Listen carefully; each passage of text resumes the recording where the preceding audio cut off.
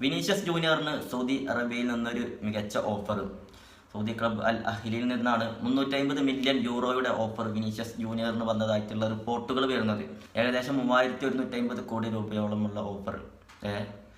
നമുക്കറിയാം റയലിന് ഇന്നലെ കളി ഉണ്ടായിരുന്നു. 5-1 വിജയമാണ് അവർ സ്വന്തമാക്കിയത്.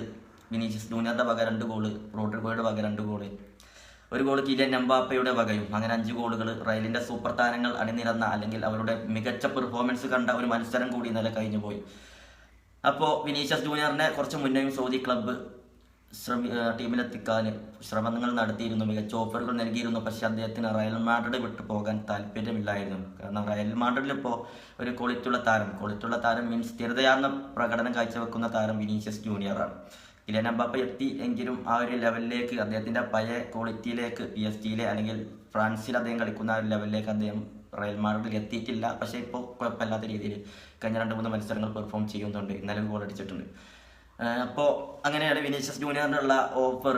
350 മില്യൺ യൂറോയുടെ ഓഫറാണ് വിനീഷ്യസ്. ഈ ഒരു ഓഫർ സ്വീകരിക്കാൻ എന്നെ സംബന്ധിച്ചിടത്തോളം എൻ്റെ ഒരു അഭിപ്രായത്തിൽ സാധ്യത കുറവാണ്. കാരണം യൂറോപ്പിൽ തന്നെ പല സീസണുകളിലും കളിച്ചിട്ട് മറ്റുള്ള ലീഗുകളിലേക്ക് ചേക്കാറാനായിരിക്കും അദ്ദേഹത്തിൻ്റെ തീരുമാനം.